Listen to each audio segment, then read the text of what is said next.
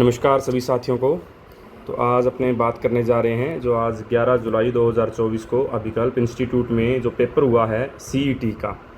तो सीईटी के पेपर की आंसर की पर अपने आज चर्चा करने जा रहे हैं।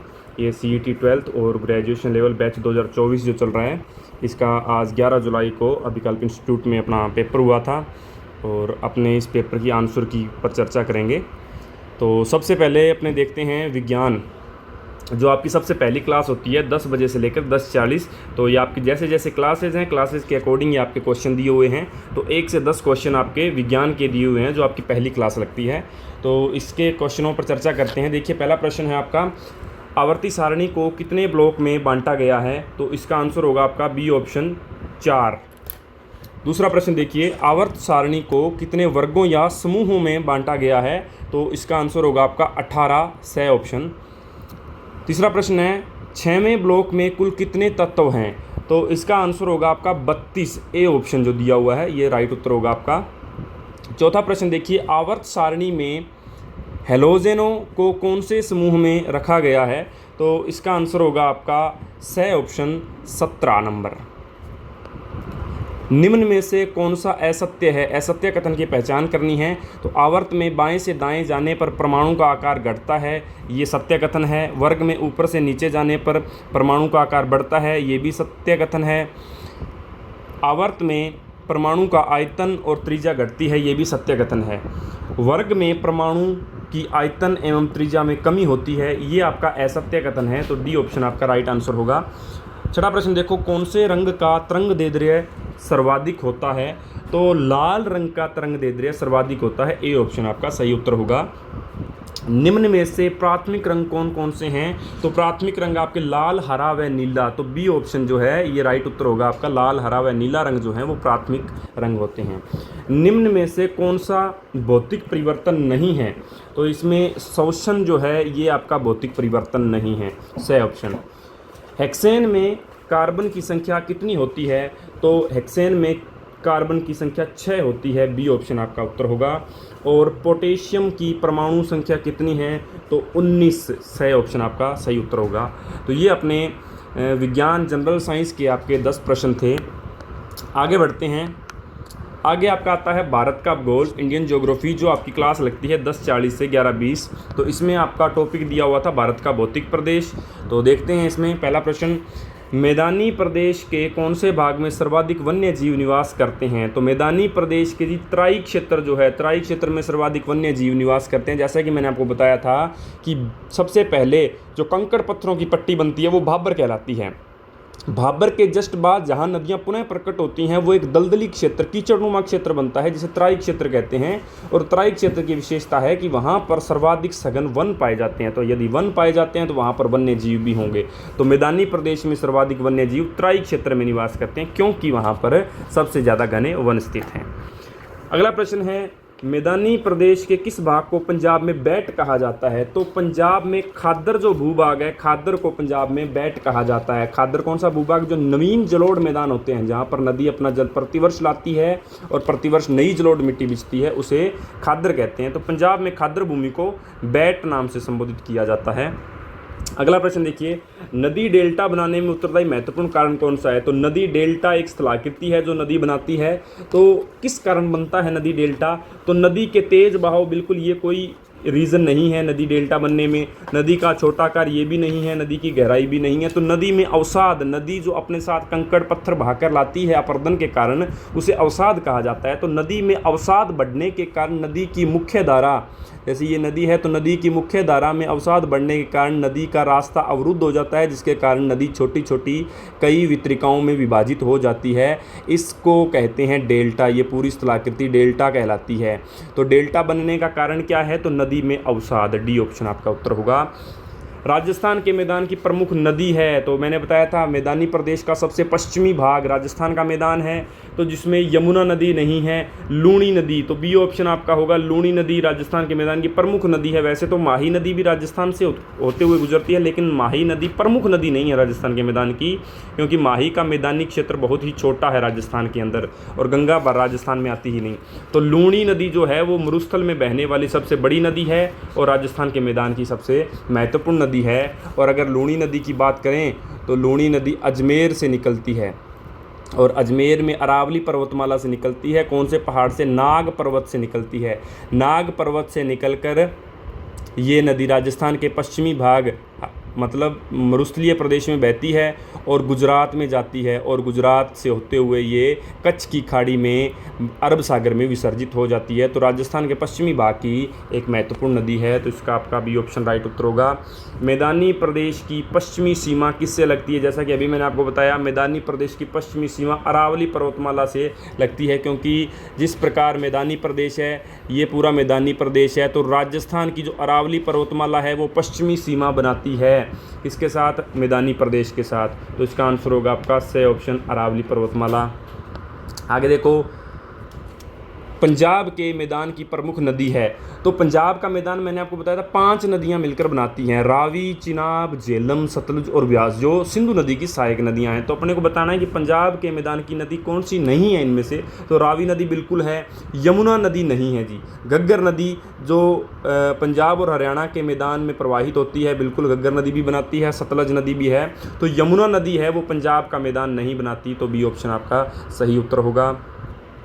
उसके बाद देखिए, ऊपरी गंगा के मैदान की लंबाई कितनी है? तो मैंने जैसा कि आपको बताया था, मैदान जो है गंगा का मैदान है वो गंगा के मैदान को 3 भागों में बांटा गया है। ये है ऊपरी गंगा का मैदान, उसके बाद मध्य गंगा का मैदान है, उसके बाद निम्न गंगा का मैदान है।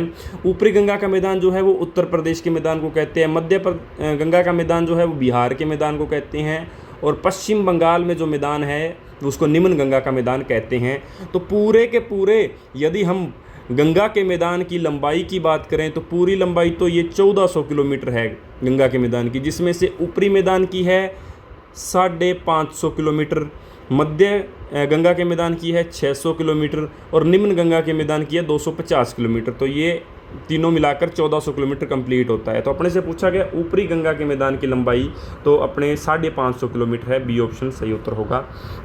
आगे देखो, विश्व का सबसे बड़ा नदीय द्वीप मांजुली द्वीप किस नदी में स्थित है? तो विश्व का सबसे बड़ा नदीय द्वीप मांजुली द्वीप जो है ये ब्रह्मपुत्र नदी के अंदर स्थित है और ये असम के अंदर स्थित है। जैसा कि मैंने आपको बताया था, भारत के अंदर ब्रह्मपुत्र नदी अरुणाचल प्रदेश राज्य से प्रवेश करते हुए असम के अंदर प्रवाहित होते हुए बांग्लादेश में जाती है। तो मतलब भारत के अंदर ये असम और अरुणाचल प्रदेश 2 ही राज्यों में प्रवाहित होती है। तो असम के अंदर इस ब्रह्मपुत्र नदी के अंदर विश्व का सबसे बड़ा नदीय द्वीप बना हुआ है मांजुली द्वीप, जो असम की सांस्कृतिक राजधानी भी कहलाता है, ध्यान रखना, असम की सांस्कृतिक राजधानी, और वैसे प्रशासनिक राजधानी असम की दिसपुर है। तो ये ब्रह्मपुत्र नदी में है और असम राज्य के अंदर है, ध्यान रखना। आगे देखो, जूमिंग कृषि हिमालय के कौन से भाग में होती है? तो जूमिंग कृषि जो मैंने आपको बताया था स्थानांतरित कृषि का ही नाम है। स्थानांतरित कृषि जो आदिकाल में की जाती थी, इसको अलग अलग देशों में किया जाता है आज भी, और अलग अलग देशों में इसके अलग अलग नाम हैं। भारत में स्थानांतरित कृषि को जूमिंग कृषि कहते हैं और भारत में ये कृषि नागालैंड के अंदर होती है, ध्यान रखना। जूमिंग कृषि होती है नागालैंड के अंदर। तो यहाँ अपने को हिमालय पूछा गया कि कौन से हिमालय क्षेत्र में होती है। तो नागालैंड कौन से हिमालय में आता है? कुमाऊं हिमालय में नहीं आता, क्योंकि कुमाऊं हिमालय में हिमाचल प्रदेश और उत्तराखंड का हिमालय आता है। कश्मीर हिमालय में भी नहीं आता, क्योंकि कश्मीर हिमालय में जम्मू कश्मीर लद्दाख क्षेत्र आता है। तिब्बत हिमालय भारत में है ही नहीं, तिब्बत देश का हिमालय है।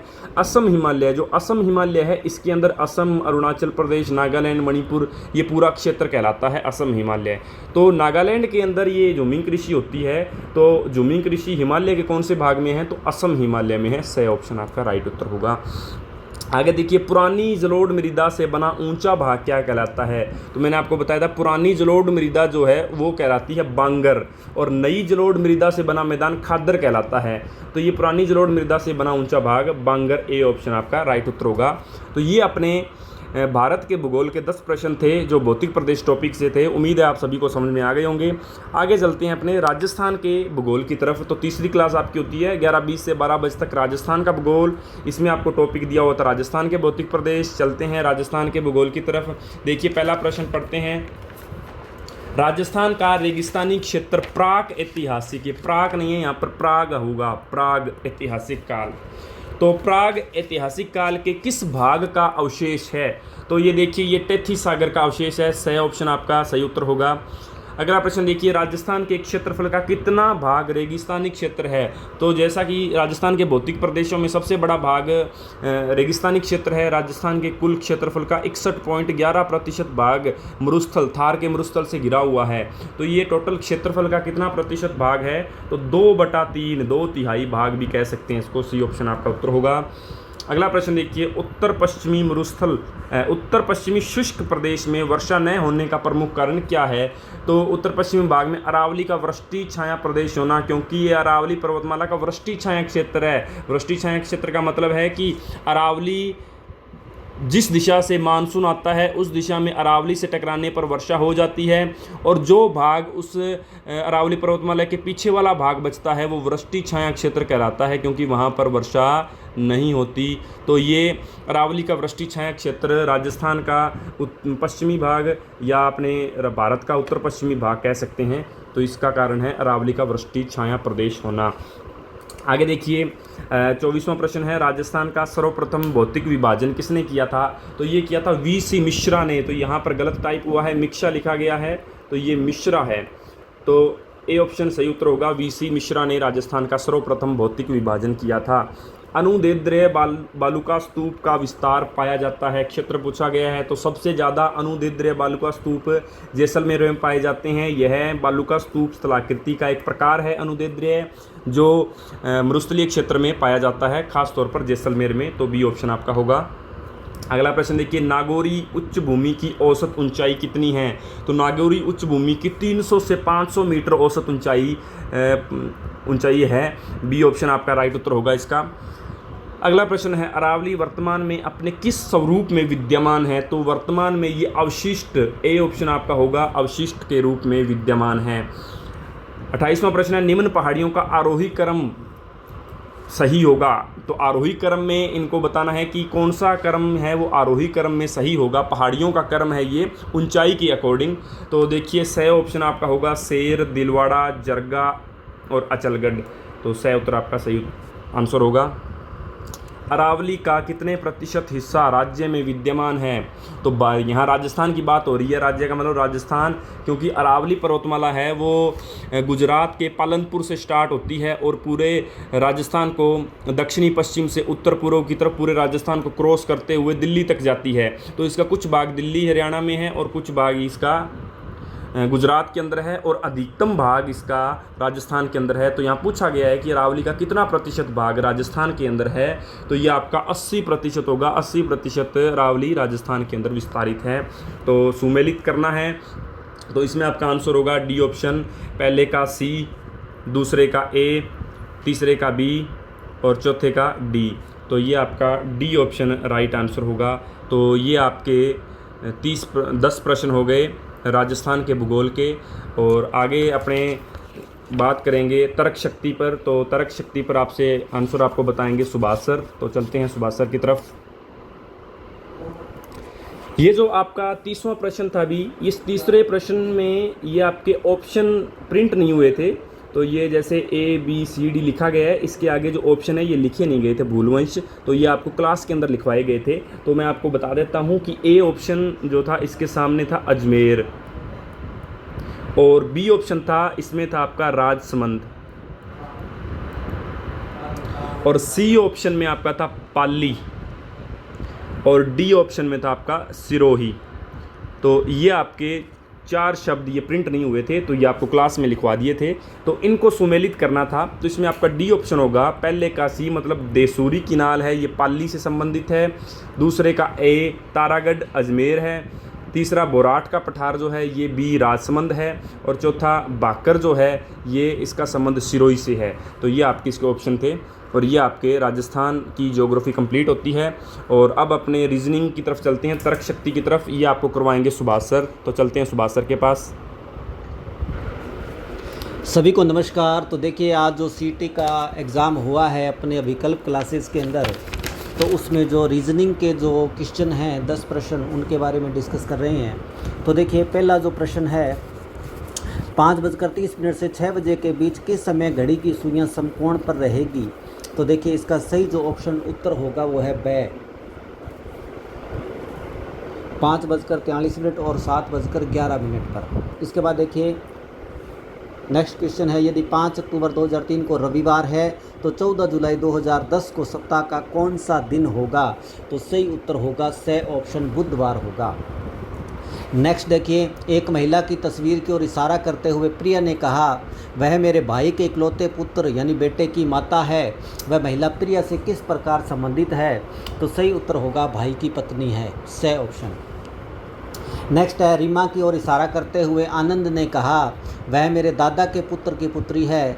रीमा आनंद से किस प्रकार संबंधित है? तो देखिए सही ऑप्शन है या तो बहन या फिर कजिन। नेक्स्ट है, यदि बीते हुए कल से पहले का दिन रविवार था तो आज से 100 दिन बाद कौन सा दिन होगा? तो देखिए आज से 100 दिन बाद होगा गुरुवार। नेक्स्ट है, 4:45 यानी 4:45 बजे की घड़ी की घंटे और मिनट की सुइयों के बीच कोण कितना होगा? तो देखिए सही ऑप्शन है 127.5 डिग्री होगा, स ऑप्शन सही होगा। नेक्स्ट है, जब मैं सुबह सुबह अपने घर से ऑफिस जा रहा था मेरी परछाई मेरे बाईं ओर पड़ रही थी। मेरा घर ऑफिस से किस दिशा में है? तो देखिए सही ऑप्शन होगा दक्षिण दिशा में है। इसके बाद देखिए नेक्स्ट क्वेश्चन है, स्कूल से निकलने के बाद हेमंत अनुराग वाला ये जो क्वेश्चन है 38 नंबर, इसका सही ऑप्शन होगा उत्तर पूरब। नेक्स्ट देखिए 39 नंबर जो क्वेश्चन है इसका जो सही उत्तर है वो है 59। नेक्स्ट है जो लास्ट रीजनिंग का क्वेश्चन अपना है 40वां जो प्रश्न है, इसका सही ऑप्शन होगा बी। चलिए अब जानते हैं इंग्लिश वाले प्रश्नों के आंसर को। फर्स्ट सेक्शन आपको दिया है फ्रेजल वर्ब का और इसमें दिया हुआ है निर्भर होना, इसका सही आंसर होगा फॉल बैक ऑन। नेक्स्ट आपको दिया हुआ है पालना या पलना, इसका जो सही आंसर होगा option number D bring up. Next आपको सेक्शन दिया हुआ है वन वर्ड का और वन वर्ड में जो फर्स्ट 43 नंबर क्वेश्चन है इसका जो सही आंसर आपका optimist option number B. Next 44 का जो आंसर होगा बाइलैंग्वेज होगा ऑप्शन नंबर ए। और फिल इन द जो ब्लैंक्स है आपके इनमें जो 45 नंबर क्वेश्चन है इसका सही आंसर आएगा गोज। आपको पता है सी सिंगुलर है तो गोज भी क्या है सिंगुलर है। नेक्स्ट 46 नंबर है आपको इसमें दिया हुआ है। नेक्स्ट जो है तो क्वेश्चन नंबर 46 का आपका हो जाएगा 46 आपने ऑप्शन नंबर एक मिनट देखिए पहले 45 देखिए 45 में आपने कोच कर लिया है। 46 में देखिए 46 में वी सेल बुक्स लिखा हुआ है तो आप इसका जो सही आंसर है ऑप्शन नंबर डी बाय हो जाएगा। क्योंकि देखो फर्स्ट में बाइज लगाया एस लग नहीं सकता और इज बाय यहाँ पर कुछ नहीं आएगा क्योंकि इज बाय के बाद में आपको पता है कि सेल के साथ कोई इज का तो रोल ही नहीं है, आईएनजी यूज़ नहीं होगा यहाँ पर, तो ऑप्शन नंबर डी सही होगा। क्वेश्चन नंबर 47 में dash C not become a teacher, तो यहाँ विल से शुरू करेंगे। विल भी एक साथ नहीं आ सकता कभी भी, सेल भी एक साथ नहीं आ सकता, सेल सी के साथ लगाओगे नहीं आप क्योंकि सेल आपको आई और वी के साथ यूज़ करना है, तो सही आंसर जो होगा ऑप्शन सी विल हो जाएगा। नेक्स्ट एरर फाइंड करनी है आपको। Question number 48 I shall not go to market, पूरा सेंटेंस सही है, कोई एरर नहीं है, ऑप्शन नंबर डी आएगा नो एरर। क्वेश्चन नंबर 49 देखो I have been receiving education for 2010, तो आपको फिक्स टाइम दिया है 2010, तो फिक्स टाइम जब दिया हुआ है तो इसके लिए सिंस यूज़ होगा, ये 4 नहीं आएगा, तो ऑप्शन नंबर ये 4 नंबर एरर है, 4 नंबर कहाँ लिखी है ऑप्शन डी में लिखी हुई है। नेक्स्ट है वी विल, तो पहले देखिए वी के साथ विल आता है नहीं सेल आता है, तो 1 नंबर में एरर आ गई और कोई एरर है नहीं, तो 1 नंबर में ऑप्शन नंबर ए में एरर आ चुकी है। चलिए आगे आपको अक्रम सर करवाएंगे आगे के प्रश्नों के आंसर। तो देखें हिंदी के क्वेश्चन देखते हैं अपने। हिंदी की जो आपकी 6 नंबर क्लास होती है 1:20 से 2 बजे तक, तो इसके आपको संधि और समास आपको दिया हुआ था सिलेबस के लिए। तो देखते हैं पहला प्रश्न, किस विकल्प के सभी शब्द संप्रदान तत्पुरुष समास के उदाहरण हैं? तो इसका जो सी ऑप्शन होगा आपका सत्याग्रह और राह खर्च, ये तत्पुरुष समास के उदाहरण हैं।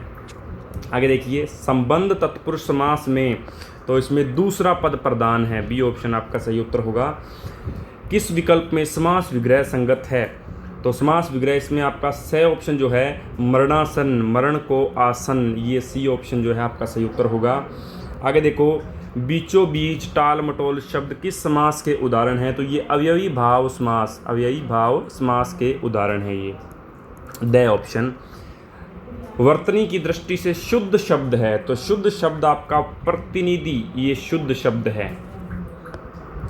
वर्तनी की दृष्टि से शुद्ध शब्द है, तो दोबारा वही शुद्ध शब्द पूछा गया है, तो इसमें आपका ए ऑप्शन जो है दंपत्ति, ये शुद्ध शब्द है। उसके बाद देखो वर्तनी की दृष्टि से असंगत विकल्प है, असंगत विकल्प पहचाना है अपने को, तो इसमें आपका बी ऑप्शन जो होगा ये व्यावसायिक, ये आपका सही उत्तर होगा। इनमें से शुद्ध शब्द कौन सा है, तो सारांश, ये आपका शुद्ध शब्द है। वर्तनी की दृष्टि से अशुद्ध विकल्प है, तो पहला ऑप्शन जो है अंताक्षरी, ये अशुद्ध विकल्प है। तिरस्कार का सही संधि विच्छेद क्या होगा, तो इसका स ऑप्शन सही उत्तर होगा आपका। आगे देखते हैं राजस्थान का इतिहास। तो राजस्थान के इतिहास का पहला प्रश्न है, विजय स्तंभ का निर्माण किस युद्ध के बाद करवाया गया था, तो सारंगपुर युद्ध के बाद विजय स्तंभ का निर्माण करवाया गया था, बी ऑप्शन। गागरोन का युद्ध कब हुआ, तो 1519 में हुआ था गागरोन का युद्ध। आगे देखें, हल्दी घाटी युद्ध में अकबर का जो हाथी युद्ध में था उसका नाम क्या था, तो अकबर के हाथी का नाम मर्दाना था, भी सी ऑप्शन। मुगल सिसोदिया राठौड़ युद्ध में मारवाड़ का राजा कौन था, तो जब युद्ध हुआ था मुगलों का, सिसोदिया और राठौड़ों का, तो उसमें मारवाड़ का राजा पूछा गया है, तो उस समय अजीत सिंह मारवाड़ के राजा थे, बी ऑप्शन आपका सही उत्तर होगा। उसके बाद देखो मेरुतुंग द्वारा लिखित ग्रंथ है, तो मेरुतुंग द्वारा प्रबंध चिंतामणि ये ग्रंथ लिखा गया था, तो सही ऑप्शन आपका सही उत्तर होगा। निम्न में से राजस्थान का प्रथम इतिहासकार कौन है, तो कर्नल जेम्स टोड, जिसको कर्नल टोड कहा जाता है, ये आपका राजस्थान का प्रथम इतिहासकार था। राजस्थान का गजेटियर किसे कहा गया है, तो राजस्थान का गजेटियर मारवाड़ का परगना विगत, इसे कहा गया है, सी ऑप्शन आपका सही उत्तर होगा। कर्णिदास द्वारा रचित ग्रंथ है, तो कर्णिदास द्वारा सूरज प्रकाश रचित ग्रंथ है। किसे राम का प्रतिहार एवं विशुद्ध क्षत्रिय कहा है, तो इसमें आपका आंसर होगा नागभट्ट को, ए ऑप्शन आपका सही उत्तर होगा। त्रिकोणात्मक संघर्ष की शुरुआत किसने की थी, तो वत्सराज ने त्रिकोणात्मक संघर्ष की शुरुआत की थी। तो ये आपके राजस्थान के इतिहास के 10 प्रश्न थे। आगे देखिए विश्व भूगोल। तो विश्व ज्योग्राफी में मैंने आपको दक्षिणी अमेरिका टॉपिक दिया था, तो दक्षिणी अमेरिका टॉपिक से यहाँ 10 प्रश्न उठाए गए हैं। तो बात करते हैं दक्षिणी अमेरिका महाद्वीप विश्व के भूगोल के प्रश्नों के बारे में। देखिए पहला प्रश्न है, दक्षिण अमेरिका की सबसे ऊंची चोटी कौन सी है, तो देखिए दक्षिण अमेरिका के अंदर जो पर्वतमाला है वो एंडीज़ पर्वतमाला है, एंडीज़। तो एंडीज़ पर्वत की सबसे ऊंची चोटी है एकांकागुआ, माउंट एकांकागुआ, जो अर्जेंटीना देश के अंदर है, अर्जेंटीना के अंदर है ये माउंट एकांकागुआ। तो ये दक्षिण अमेरिका की सबसे ऊंची चोटी है। दक्षिण अमेरिका का सर्वाधिक ऊंचा सक्रिय ज्वालामुखी कौन सा है, तो ओजोस डेल सेलाडो, ये दक्षिणी अमेरिका का नहीं पूरे विश्व का सबसे ऊंचा सक्रिय ज्वालामुखी है भी, ओजोस डेल सेलाडो पर्वत इसको कहा जाता है। विश्व की सबसे ऊंचाई पर स्थित मीठे पानी की झील कौन सी है, तो विश्व की सबसे ऊंचाई पर स्थित मीठे पानी की झील है टिटिकाका झील। ये टिटिकाका झील आपके दक्षिणी अमेरिका के बोलिविया देश के अंदर है। बोलिविया जो देश है वहाँ पर टिटिकाका झील है। देखिए बोलिविया जो देश है ये एक पठारी देश है, यहाँ पर एक पठार है जिसे बोलिविया का पठार कहा जाता है। इस बोलिविया के पठार के ऊपर ये झील स्थित है, टिटिकाका झील। और इस टिटिकाका झील के किनारे जो बोलिविया देश है, बोलिविया देश की राजधानी है लो पाज। लो पाज जो बोलिविया की राजधानी है ये भी कहाँ स्थित है, टिटिकाका झील पर स्थित है। देखिए जो बोलिविया का पठार है, पठार के ऊपर ये झील है टिटिकाका झील, और टिटिकाका झील के किनारे पर लो पाज स्थित है जो बोलिविया की राजधानी है। तो इस संदर्भ में लो पाज जो है ये विश्व की सबसे ऊंची राजधानी होती है, विश्व की सबसे ऊंची राजधानी, क्योंकि ये बोलिविया के पठार के ऊपर स्थित है और बोलिविया के पठार के ऊपर ये टिटिकाका झील है, जिस कारण ये टिटिकाका झील विश्व की सबसे ऊंचाई पर स्थित मीठे पानी की झील भी बनती है। तो इसका ए ऑप्शन आपका सही उत्तर होगा।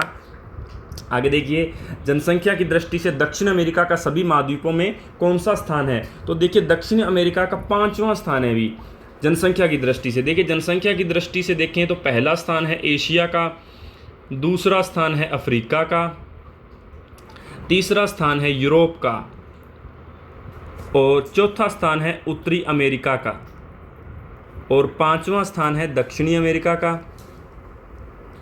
और छठा स्थान है आपका जो महाद्वीप आपका बचता है ओशेनिया या जिसको ऑस्ट्रेलिया बोलते हैं।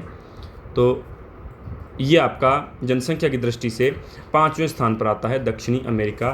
तो आपका सही ऑप्शन जो होगा ये सही उत्तर होगा। अगर क्षेत्रफल की बात करें तो देखिए क्षेत्रफल में पहले नंबर पर आता है एशिया, दूसरे पर आता है अफ्रीका, तीसरे पर आता है उत्तरी अमेरिका, चौथे पर आता है दक्षिणी अमेरिका, पांचवें पर आता है अंटार्कटिका,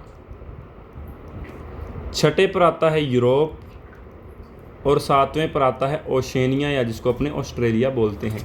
तो देखिए अपने दक्षिणी अमेरिका की बात हो रही है तो दक्षिणी अमेरिका क्षेत्रफल में तो चौथे नंबर पर है और जनसंख्या में पांचवें नंबर पर है। आगे देखिए विश्व का सबसे ऊंचा जलप्रपात एंजील जलप्रपात कौन सी नदी पर स्थित है। देखिए एंजील जलप्रपात जो है इस प्रकार आपका ये दक्षिणी अमेरिका महाद्वीप है। दक्षिणी अमेरिका में यहाँ पर एक देश है वेनेजुएला और यहाँ पर इसके साथ देश है गुआना। तो गुआना देश से एक नदी निकलती है ओरिनिको नदी। तो ओरिनिको नदी गुआना से निकलकर इस प्रकार वेनेजुएला में बहती हुई इस प्रकार प्रवाहित होती है। तो ये ओरिनिको नदी वेनेजुएला की महत्वपूर्ण नदी है। तो वेनेजुएला के अंदर ओरिनिको नदी की एक सहायक नदी है और इस सहायक नदी का नाम है चुरून नदी। ये ओरिनिको की सहायक नदी है और इस चुरून नदी के ऊपर एक बांध बना हुआ है जो विश्व का सबसे अधिक ऊंचाई पर स्थित बांध है जिसका नाम क्या है एंजील जलप्रपात। यहाँ क्या पूछा गया विश्व का सबसे ऊंचा एंजील जलप्रपात कौन सी नदी पर है तो चुरून नदी पर है। यदि चुरून नदी ऑप्शन में नहीं है तो ध्यान रखना आपका चुरून नदी के बाद ऑप्शन ओरिनिको नदी सही होगा क्योंकि वास्तव में तो ये चुरून नदी पर बना है और चुरून नदी किसकी सहायक है ओरिनिको की सहायक है। तो अगर चुरून नदी ऑप्शन में नहीं है तो ओरिनिको सही उत्तर होगा आपका। और एंजील जलप्रपात के बारे में मैं आपको बता दूं तो जिम्मी एंजील नामक एक व्यक्ति थे जिन्होंने इस जलप्रपात की खोज की थी 1930 के दशक में जिम्मी एंजील ने इस जलप्रपात को खोजा था। तो इसी के नाम पर इस जलप्रपात का नाम एंजील जलप्रपात रखा गया जो विश्व का सर्वाधिक ऊंचा जलप्रपात है चुरून नदी पर है। और अगर देश की बात करें तो ये ध्यान रखना वेनेजुएला देश के अंदर है जो दक्षिणी अमेरिका का सबसे उत्तरी देश है। आगे बढ़ते हैं। दक्षिणी अमेरिका महाद्वीप की सामान्यतः जलवायु क्या है तो सामान्यतः इसकी उष्णकटिबंधीय जलवायु है क्योंकि जो ये दक्षिणी अमेरिका महाद्वीप है आपका इसके उत्तरी भाग से 0 डिग्री गुजरती है और इसके मध्यवर्ती भाग से मकर रेखा गुजरती है 23.5 डिग्री दक्षिणी अक्षांश गुजरती है। तो 23.5 दक्षिणी अक्षांश और 23.5 उत्तरी अक्षांश के बीच का सारा भाग उष्णकटिबंध कहलाता है। तो मात्र ये मकर रेखा से नीचे वाला जो भाग बचता है ये आता है उपोषण के अंदर, बाकी लगभग दक्षिणी अमेरिका है वो उष्णकटिबंध में है। तो यहाँ पर सामान्यतः पूछा गया है तो सामान्यतः इसकी जलवायु उष्णकटिबंधीय जलवायु है। आगे देखें अर्जेंटीना के मध्यवर्ती भाग में पाए जाने वाले शीतोष्ण घास के मैदान क्या कहलाते हैं। तो जैसा कि मैंने आपको बताया था अर्जेंटीना, यहाँ पर ये देश अर्जेंटीना है, ये आपका दक्षिणी अमेरिका है। दक्षिणी अमेरिका का ये देश है अर्जेंटीना। तो अर्जेंटीना मध्यवर्ती भाग से मकर रेखा गुजरती है और मकर रेखा का नीचे वाला भाग सारा शीतोष्ण कटिबंध में आता है या इसको उपोष्ण कटिबंध भी बोलते हैं। तो अर्जेंटीना जो है ये शीतोष्ण कटिबंधीय देश है। तो यहाँ पर अर्जेंटीना के मध्य भाग में यहाँ घास के मैदान पाए जाते हैं। तो इन घास के मैदानों को पंपास घास के मैदान कहा जाता है। और अगर ये पूछा जाए कि ये किस प्रकार के घास के मैदान हैं तो ये ध्यान रखिएगा शीतोष्ण कटिबंधीय घास के मैदान हैं। तो क्वेश्चन में पूछा है अर्जेंटीना के मध्यवर्ती भाग में पाए जाने वाले शीतोष्ण घास के मैदान क्या कहलाते हैं तो पंपास कहलाते हैं। बी ऑप्शन आपका सही उत्तर होगा। आगे देखिए विश्व का सबसे शुष्क मरुस्थल कौन सा है तो यहाँ पर सबसे शुष्क पूछा गया, गर्म नहीं पूछा गया, बड़ा नहीं पूछा गया। तो शुष्क का मतलब है जहाँ पर आर्द्रता की मात्रा बिल्कुल भी नहीं है। तो जो अटाकामा मरुस्थल है, अटाकामा दक्षिणी अमेरिका का एक मरुस्थल है जो विश्व का सबसे सूखा कह सकते हैं या शुष्क मरुस्थल कह सकते हैं अपने इसको। उसके बाद देखो विश्व का सर्वाधिक तांबा उत्पादक देश कौन सा है तो देखिए सर्वाधिक विश्व का तांबा चिली देश के अंदर उत्पादित होता है। तो विश्व का सर्वाधिक तांबा उत्पादक देश है चिली। देखो चिली देश की एक खान भी आती है चुकविक माताटा, ये इस खान का नाम है चुकविक माताटा। तो जो चिली की चुकविक माताटा खान है ये सबसे बड़ी तांबे की खान है। तो चिली देश सबसे बड़ा विश्व में तांबे का उत्पादक देश है। विश्व की सबसे ऊंची राजधानी किस देश की राजधानी, जैसा कि ऊपर अपने चर्चा की थी कि बोलिविया जो देश है, बोलिविया देश के अंदर एक पठार है, बोलिविया का पठार। तो ये बोलिविया का पठार है, इस पठार के ऊपर ही आपकी जो झील टिटिका का झील है वो स्थित है, जो विश्व की सबसे ऊंची झील भी है। और उसी झील के किनारे पर इस बोलिविया देश की राजधानी है लो पाज। तो विश्व की सबसे ऊंची राजधानी कौन सी है, लो पाज है। और ये किस देश की राजधानी है, तो ये बोलिविया देश की राजधानी है। अगर ये पूछा जाए कि कौन सी राजधानी विश्व की सर्वाधिक ऊंची राजधानी है, तो लो पाज है। यहाँ पर देश पूछा गया किस देश की राजधानी है, तो लो पाज बोलिविया की राजधानी है, क्योंकि ये बोलिविया के पठार के ऊपर स्थित है। तो ये बोलिविया देश की राजधानी सर्वाधिक ऊंची राजधानी है। तो ये आपके विश्व भूगोल के 10 प्रश्नों के बारे में चर्चा हो चुकी है। आगे आपको राजस्थान कला और संस्कृति के 10 प्रश्न हैं जिनके बारे में आपसे चर्चा करेंगे सुभाष सर। तो चलते हैं सुभाष सर के पास। हाँ जी, तो जो आज सीईटी का एग्ज़ाम हुआ था उसमें अपने चर्चा करने जा रहे हैं जो कला और संस्कृति के जो टॉपिक आपको दिया था राजस्थान के दुर्ग 3:20 से 4 बजे तक जो आपकी क्लास होती है उसके जो प्रश्न देखिए। पहला प्रश्न है किस दुर्ग में नील की खेती की जाती थी, तो आप याद रखें बयाना दुर्ग, जो भरतपुर के अंदर बयाना दुर्ग है, नील की खेती के लिए जाना जाता है। विजयगढ़ी किस दुर्ग में स्थित है, तो आपको पता है जयगढ़ का जो दुर्ग है, जयगढ़ के दुर्ग में एक छोटा सा दुर्ग बना हुआ है जिसको विजयगढ़ी कहा जाता है। उत्तरी सीमा का प्रहरी, तो आप जानते होंगे उत्तरी सीमा का प्रहरी भटनेर दुर्ग को कहा जाता है। झाली रानी का मालिया, झाली रानी का मालिया कुंभलगढ़ दुर्ग जो राजसमंद में है, इस पर झाली रानी का मालिया बना हुआ है। अबुल फजल ने किस दुर्ग के बारे में कहा कि बाकी सभी दुर्ग नंगे हैं जबकि बख्तर बंद है, तो आपको पता होगा रणथंभौर दुर्ग के बारे में अबुल फजल का ये स्टेटमेंट है। नेक्स्ट क्वेश्चन है रुडयार्ड किपलिंग ने किस दुर्ग के बारे में कहा कि इसका निर्माण परियों एवं फरिश्तों द्वारा कराया गया है, तो मेहरानगढ़ दुर्ग के जो महल है इसकी सुंदरता को देख करके रुडयार्ड किपलिंग ने ये बात कही है। नेक्स्ट है रेगिस्तान का गुलाब किस दुर्ग को कहा जाता है, तो सोनारगढ़ का जो दुर्ग है जो जैसलमेर के अंदर स्थित है इसे रेगिस्तान का गुलाब कहा जाता है। नेक्स्ट है मीरान साहब की दरगाह किस दुर्ग में है, तो देखिए तारागढ़ दुर्ग जो अजमेर के अंदर तारागढ़ दुर्ग है, इस तारागढ़ दुर्ग में मीरान साहब और मीरान साहब के घोड़े की दरगाह भी है। नेक्स्ट है निम्न में से कौन सा कथन असुमेलित है, तो आपको पता होगा कि ये जो दुर्ग हैं जितने भी आपको दे रखे हैं, जिले दे रखे हैं आगे और दुर्ग दे रखे हैं, तो कौन सा दुर्ग किस के अंदर नहीं है, तो देखिए वेद दुर्ग अलवर ये असुमेलित है क्योंकि वेद दुर्ग आपको पता है भरतपुर के अंदर है। नेक्स्ट है चांदी के गोले दागने वाला दुर्ग कौन सा है, तो आपको पता होगा चूरू का जो किला है इसे चांदी के गोले दागने वाला किला कहा जाता है। तो ये थे कल्चर के 10 क्वेश्चन थे। तो आगे देखिए अपने चर्चा कर रहे हैं जो मैथ के 10 प्रश्न थे। 10 प्रश्न, पहला जो प्रश्न है देखिए इसका ऑप्शन होगा सही उत्तर 2100, दूसरा जो है इसका सही उत्तर होगा 1120 और तीसरा जो है इसका सही उत्तर होगा 54 वर्ष। नेक्स्ट देखिए अगला जो क्वेश्चन है इसका सही उत्तर होगा 700 और अगला जो 95 नंबर क्वेश्चन है इसका सही उत्तर होगा 2।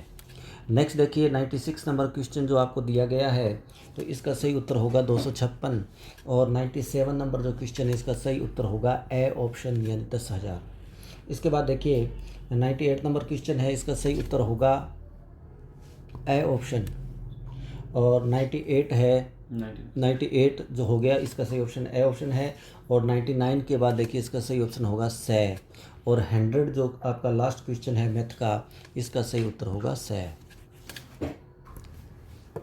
चलिए कंप्यूटर के प्रश्नों के उत्तर जानते हैं। क्वेश्चन नंबर 101 जो दिया हुआ है ट्रांजिस्टर का प्रयोग कौन सी पीढ़ी के कंप्यूटर में होता है, तो इसका सही आंसर है द्वितीय पीढ़ी में। पंचकार्ड सिस्टम के जन्मदाता कौन थे, तो सही आंसर है हरमन होलेरिथ। विन्यास के आधार पर कंप्यूटर के प्रकार में शामिल नहीं हैं एनालॉग कंप्यूटर। ULSI की जो फुल फॉर्म है वह क्या है देखिए, तो ULSI की फुल फॉर्म जो है अल्ट्रा लार्ज स्केल इंटीग्रेटेड विश्व का प्रथम सुपर कंप्यूटर है। तो विश्व का सबसे पहला जो सुपर कंप्यूटर है वह है आपका क्रे CDC 6600। भारत का सबसे तेज़ चलने वाला कंप्यूटर है प्रत्यूष। निम्न में से कंप्यूटर सिस्टम का भाग नहीं है एक्सटेंशन बोर्ड। निम्न में से कौन सी प्राइमरी मेमोरी में शामिल नहीं है, तो हार्ड ड्राइव। CPU का विस्तारित रूप है सेंट्रल प्रोसेसिंग यूनिट। ALU का संबंध नहीं है XON से। LU से क्या संबंधित नहीं है XON। नेक्स्ट जानते हैं स्टैटिक जीके को। स्टैटिक जीके के लिए आपको बताया था कि आप टेलीग्राम चैनल पर विजिट करें। जो स्टैटिक जीके के प्रश्न हैं वो टेलीग्राम से दिए गए हैं। तो क्वेश्चन जो दिया हुआ है आपको 111 नंबर, थल सेना दिवस कब मनाया जाता है? तो 15 जनवरी। नेक्स्ट क्वेश्चन है अंतर्राष्ट्रीय साक्षरता दिवस कब मनाया जाता है? तो 8 सितंबर सही आंसर होगा। जिसको क्षमा नहीं किया जा सके असम्य कान्हा राष्ट्रीय पार्क कहाँ है? तो मध्य प्रदेश में। सिरोही राष्ट्रीय पार्क कहाँ स्थित है? मणिपुर के अंदर। केंद्रीय पक्षी शोध संस्थान है इज्जत नगर के अंदर। नेक्स्ट है भारतीय वन सर्वेक्षण केंद्र कहाँ पर स्थित है? देहरादून। लक्षद्वीप कहाँ पर स्थित है? तो सही आंसर है अरब सागर। भारत की स्थल सीमा की जो टोटल लंबाई है 15,200 किलोमीटर। नेक्स्ट लास्ट क्वेश्चन है स्टैटिक जीके का। क्षेत्रफल की दृष्टि से भारत का विश्व में कौन सा स्थान है? 7वां। चलिए अब आगे करंट अफेयर के आपको प्रश्नों के उत्तर बताएंगे अकरम सर। और अगर करंट अफेयर आप डेली देखना चाहते हैं तो हमारी वेबसाइट abikalpinstitute.com पर विजिट कर सकते हैं। सभी प्रश्न वहीं से उठा के आपको दिए गए हैं। तो चलिए जानते हैं इन प्रश्नों के आंसर। तो देखिए करंट अफेयर्स के पहला प्रश्न देखिए 121वां प्रश्न है, इसका आंसर होगा आपका बी ऑप्शन झुंझुनू। 122वां प्रश्न है, इसका ऑप्शन होगा 3 सही ऑप्शन। 123वें प्रश्न का उत्तर होगा डी ऑप्शन 18। 124वें प्रश्न का उत्तर आपका ए ऑप्शन होगा ML लाठर। और 125वें प्रश्न का आपका उत्तर होगा सही ऑप्शन चित्तौड़गढ़। 126वें का आपका सही ऑप्शन होगा रंजन साहू। 127वें का आपका बी ऑप्शन होगा किरोड़ी लाल मीणा। 128वें का ए ऑप्शन होगा जॉर्जिया। 129वें का आपका द होगा 33वां। 130 नंबर का आपका बे ऑप्शन होगा 3। 131वें का आपका होगा बे ऑप्शन दिव्य कीर्ति। और 132वें का आपका आंसर होगा द ऑप्शन 10वां। 133वें का आपका आंसर होगा सही ऑप्शन 19वां। और 134वें का आंसर होगा 46वां। 135वें का देखिए ए ऑप्शन होगा असम। 136 नंबर क्वेश्चन का आंसर देखिए सही ऑप्शन होगा महाराष्ट्र। और 137 नंबर का ए ऑप्शन होगा 1 लाख। और 138वें का आपका द ऑप्शन होगा जापान। और 139वें का आपका ए ऑप्शन होगा महाराष्ट्र। और 140वां जो आपका लास्ट क्वेश्चन है इस पेपर का भी और करंट अफेयर्स का भी, इसका आपका सही ऑप्शन होगा थाईलैंड। तो इस तरह से ये अपने सारे जो आज 11 जुलाई 2024 को जो CET 12th लेवल और ग्रेजुएशन लेवल का जो पेपर हुआ था, जो आपका वीकली टेस्ट हुआ था, उसकी ये आंसर की थी। सभी सब्जेक्ट के आपको आंसर निशान लगवा दिए गए हैं। उम्मीद है आप सभी को समझ में आ गए होंगे। उम्मीद करते हैं आपका पेपर भी अच्छा गया होगा। कल तक आपको इसकी जो आंसर हैं, जो आंसरों की कॉपी कल आपको मिल जाएगी। तो देखिए हमारे अभिकल्प इंस्टीट्यूट के अंदर ये IAS RAS शिक्षक first grade second grade SSC CGL CHSL सभी बैच स्टार्ट हैं। तो किसी को भी अगर कोई जानकारी चाहिए तो हमारे इस नंबर पर संपर्क करके जानकारी ले सकते हैं या हमारे कोचिंग सेंटर में आ सकते हैं। अभिकल्प इंस्टीट्यूट, भगत सिंह चौक, हनुमानगढ़ जंक्शन, ये हमारा एड्रेस है। और इसके अलावा हमारी वेबसाइट भी है, देखिए abikalpinstitute.com, इस पर भी आप जाकर जानकारी ले सकते हैं। टेलीग्राम चैनल ज्वाइन कर सकते हैं अभिकल्प इंस्टीट्यूट। और हमारा यूट्यूब चैनल है स्टडी विद SK वर्मा, जिस पर आपके जितने भी वीकली टेस्ट होते हैं उनकी उसी दिन आंसर की आपको प्रोवाइड करवाई जाती है। तो और किसी जानकारी के लिए आप हमारे अभिकल्प इंस्टीट्यूट में आकर विजिट कर सकते हैं। तो मिलते हैं किसी नेक्स्ट वीडियो में, तब तक के लिए टेक केयर।